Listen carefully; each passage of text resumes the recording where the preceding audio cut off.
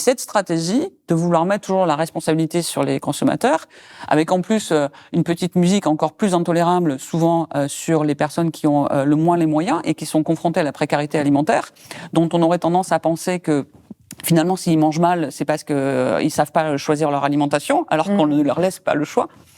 Et du coup, c'est aussi une stratégie de diversion des géants de l'industrie agroalimentaire et de la grande distribution et des responsables politiques qui laissent faire tranquillement, pour que surtout on ne parle pas de leurs responsabilités à eux. C'est pour ça que j'insiste, parce que quand on regarde les études de think tanks comme de l'IDRI, comme des gens qui travaillent sur le terrain, comme voilà, tout le monde s'accorde à dire c'est l'offre alimentaire. Donc, effectivement, les acteurs qui décident de ce qu'on met sur le marché, qui ont une influence très forte sur la consommation et sur ses effets délétères sur la santé, sur l'environnement. Finalement, c'est personne d'autre quand on regarde la responsabilité centrale. Et c'est donc ce système qu'il faut changer, d'autant plus qu'aujourd'hui, on a à peu près encore 70% des achats alimentaires qui sont faits dans les supermarchés.